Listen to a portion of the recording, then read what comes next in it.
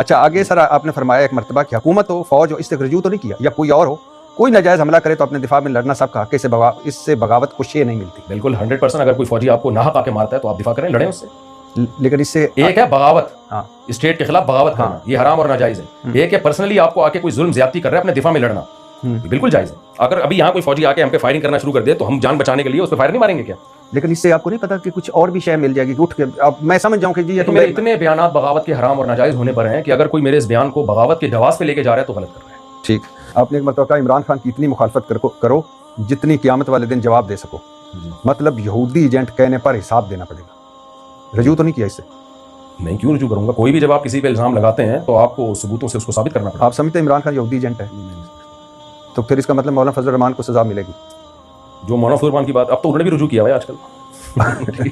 अच्छा, इमरान खान से आप मुलाकात हुई आपने, मैं वो भी सुना, और एक मतलब ऑस्ट्रेलिया में किसी चर्च में भी गए थे तो उन्होंने तारफ़ कराया था कि ये वहाँ के आलिम दीन है जहाँ के इमरान खान है। इमरान खान बहैसियत इंसान और बहैसियत वज़ीर आज़म कैसे लगे आपको? देखिए, शख्सियतों के बारे में कोई यकीनी तबसरा करना जब तक किसी के साथ तवील अरसा ना गुजारा हो बहुत मुश्किल है। हमारी पॉलिसी है कि इमरान खान ने जो अच्छे काम किए हमने उस वक्त इमरान खान को अप्रिशिएट किया। 20 काम आपने बताया। हाँ, जो काम थे अप्रिशिएट किया। मसलन दोहरा देते हैं आप? वो अभी अप्रिशिएट करते हैं उसको। इमरान खान ने वो जो इलाज मुआलजे की सहूलत दी लोगों को, और ये जो निकाह नामे में ख़त्म नबूवत का जुमला बढ़वाया था वो हुकूमत के ख़त्म होते ही वो फिर नहीं हो सका। और यूनाइटेड नेशन में जाके एक बड़ी अच्छी स्पीच की थी इमरान खान ने, उस पर भी। अच्छा, ये भी लोग सवाल करते हैं कि ये काम तो पहले भी बहुत अच्छे होते रहे हैं, जब होते रहे तो सब लोग उसको अप्रिशिएट करते रहे। इमरान खान ने जब ये काम किए थे तो मुझे ऐसा लगा था कि कोई भी अप्रिशिएट नहीं कर रहा। तो हमारा ये फर्ज तो बनता है, कोई हुक्मरानों में कोई भी हो, जब वो एक अच्छा काम करके आया है तो अप्रिशिएट किया जाए उसको कि आपने वेल डन, बहुत अच्छा काम किया। उस पर लोगों ने कहा वो तो बातें ही करके आया है ना यूनाइटेड नेशन में। तुमने कहा बम रख के थोड़ी आएगा, वो बातें ही होती है वहाँ जाके। तो अगर कोई अच्छा काम कर रहा है तो उसको अप्रिशिएट कर देना चाहिए। और आप इमरान खान साहब ने एक मर्द कहा कि रियासत मदीना बहुत उन्होंने इसकी वकालत की। आप क्या समझते हैं कि सही बात की और ये उनका खलूस था इसमें, या क्या लगा? दिल की चीज़ है, मैं दिल की बातों का नहीं जानता किस में खुलूस है, कौन दिखा के नमाज पढ़ रहा है, कौन बता के। हम कोई नमाज पढ़ रहा हो तो हम कहेंगे काम अच्छा कर रहा है, दिल से कर रहा है, खुलूस से कर रहा है, नहीं कर रहा वो अल्लाह जाने। शरीयत ने हमें जाहिर का हुक्म दिया है कि अगर कोई आदमी अच्छी बात कर रहा है, अच्छा काम कर रहा है तो वेल डन, बहुत हम उसकी नीयतें झांकने का हमें हुक्म नहीं है। अगर वो कह रहा था कि मदीना की रियासत बनाना चाहता हूँ और वाकई बनाना अगर चाह रहा था तो क्या है इसमें? और आपने अगर किसी का ख्याल है कि नहीं बनाना चाह रहा था तो उसका अपना ख्याल है। आपने अल-कादिर यूनिवर्सिटी पर उनकी तारीफ की थी।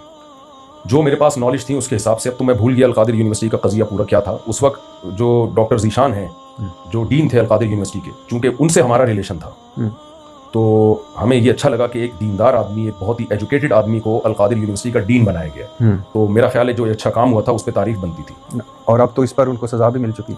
सज़ा किस बात पे मिली है ना मैंने वो केस पढ़ा है कि इस पे सज़ा मिली है कि उनको डीन क्यों बनाया था या किस पे सज़ा मिली है, क्योंकि मैं बहुत अरसे से सियासत से बिल्कुल दूर हूँ। तो अब जो कोर्ट के काम है वो आप जब जज साहब से आप पॉडकास्ट करें तो फिर आप ये सब चीज़ें उनसे पूछें। इद्दत में निकाह तो केस जो है ये तो शरीयत से लिंक्ड है। इद्दत के दौरान निकाह करना हराम है, कल अदम है। इमरान खान ने किया है या नहीं किया ये जज साहब से पूछें। हाँ नहीं, लेकिन निकाह पढ़वाया, लेकिन मुझे डेट मालूम है कि पहला निकाह कब हुआ था, दूसरा कब हुआ था। आपको कितने ऐसे मिले हैं केस आपकी नज़र में हैं केस के जिसमें इद्दत में निकाह में केस गए हों और उस पर इतनी सज़ाएं मिली हों, 7 साल 5 साल की सज़ा? मेरे इल्म में ऐसा नहीं है कि अभी कोई इद्दत के दौरान केस का कोई वाक़या होता भी नहीं है। इद्दत के दौरान कोई निकाह करता भी नहीं है। आप नहीं समझते कि औरत की गवाही काफ़ी है? अगर औरत गवाही दे कि मेरी इद्दत पूरी हो चुकी है और जितना टाइम वो बता रही है उसमें यानी मुमकिन भी हो कि 3 मेंसेस आके गुजर जा सकते हों, यानी अगर औरत 1 हफ्ते बाद कह रही है कि मेरी इद्दत गुजर गई फिर तो जाहिर है झूठी गवाही है ना ये। तो शरीयत ने इसमें औरत की बात का एतबार किया है बशर्ते के इतना टाइम बता रही हो कि उसमें ये अकलन मुमकिन हो कि 3 मेंसेस आके गुजर सकते हैं। तो अगर ऐसी सूरत में वो गवाही दे रही है और अपनी गवाही से रुजू भी नहीं कर रही फिर शरीयत उसको मानती है कि फिर मानना चाहिए जब वो कह रही है। आपका मैंने एक क्लिप देखा 8 फरवरी 2024 इलेक्शन का, आप कह रहे हैं कि यूं ऊपर जा रहे थे फिर शुफ शुफ हुआ नीचे आ गए।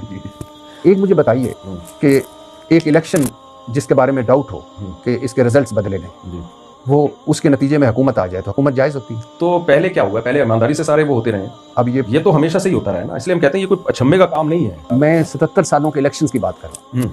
जो जाली इलेक्शन पे हुकूमत बनती है वो जायज़ है? उसका तरीक़ेकार नाजायज़ है। हुकूमत की डेफिनेशन शरीयत में ये जिसके पास कुव्वते नाफिज़ा हो, जायज़ तरीके से आना ना आना। वलौ इस्तुअमिला अलैकुम रजुलुन हबशियुन कअन्न रअसहु ज़बीबा, बुखारी की हदीस, कि जब कोई हाकिम बन जाए चाहे वो ना अहली क्यों ना हो तो इंतजामी चीज़ों में उसकी इताअत वाजिब है। ये शरीयत का हुक्म है, नबी सल्लल्लाहु अलैहि वसल्लम की सही हदीस है। हाँ, उसको बनाना जायज़ नहीं है। तो हमारी जो शुफ सरकार है, इलेक्शन यूं करके यूं कर दिया उन्होंने, ये अमल गलत है, इसको कभी भी जायज़ नहीं कहा जा सकता। लेकिन जब कोई वज़ीर आज़म बन गया, बेशक इल्लीगल तरीके से बन गया, तो इंतजामी चीज़ों में, हर चीज़ में नहीं, जिन चीज़ों का ताल्लुक मैनेजमेंट से है उनमें हाकिम की इताअत करनी पड़ेगी, ख्वाब हो चाहे वो जरदारी क्यों ना हो। नहीं। आप जरदारी से 100 दफा इत्तेफाक करें, हम भी करते हैं, लेकिन अगर मुल्क का सदर बन गया है गलत तरीके से बना, जो गलत है उसको हम अप्रिशिएट नहीं करते, लेकिन जब एक बन गया, उसके हाथ में पावर आ गई है, तो फिर शरीयत कहती है कि आपने इंतजामी चीज़ों में इसको फॉलो करना। आपको आसिफ अली जरदारी से क्या एतराज़ है? जो आपको है, क्या मुझे सारी दुनिया को है, इसमें कोई क्या मसला? देखें, शख्सियात का नाम लेके नहीं, अभी आपने जुमला बोला मुझे, इसलिए मैं पूछ रहा हूँ कि क्या एतराज़ है? मैं इसलिए कह रहा हूँ कि जरदारी साहब के बारे में बहुत से लोगों को बहुत सारे एतराज़ आते हैं। क्या मसला? बहुत सारे हैं। मसलन क्यों आप गोल मोल कर रहे हैं? आप तो बड़ी स्वीपिंग स्टेटमेंट देते हैं।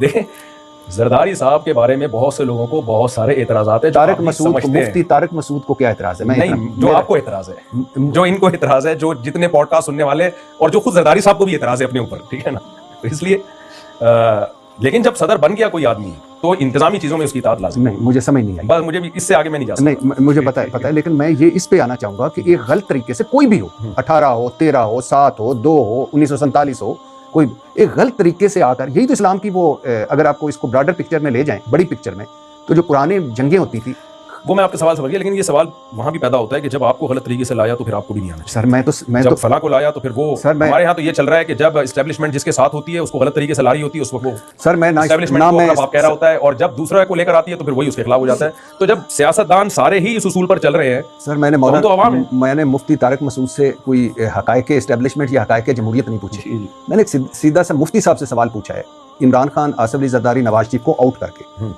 कि जब एक गलत तरीके से चुना गया हो, जो चुना ही ना गया हो, और वो वज़ीर आज़म बन जाए जी, तो उसको आप कैसे कह सकते हैं कि ये सही वाला है और इसके अहकाम मैं नहीं कह रहा कि सही वाला है गलत वाला है, इस बहस में मैं नहीं जा रहा। तो उसके अहकाम कैसे माने? नहीं, ये तो शरीयत कहती है। इसी पे तो जंगे हुई हैं पूरे इस्लाम में। इस्लाम में जंगे हुई हैं, गलत हुई हैं, लेकिन जो बन गया तो उलमा ने फतवा दिया है कि अब इसकी इताअत करनी है इंतजामी चीज़ों। हाँ, वो गलत तरीके से आया, गलत तरीके से आया बेशक। अच्छा, यहाँ एक लोग सवाल करते हैं कि यजीद जो था, सैयदना हुसैन ने फिर उसके खिलाफ बगावत क्यों की? सैयदना हुसैन ने बगावत नहीं की है। अगर बगावत कर रहे होते तो पूरी फौज लेके हमला करते।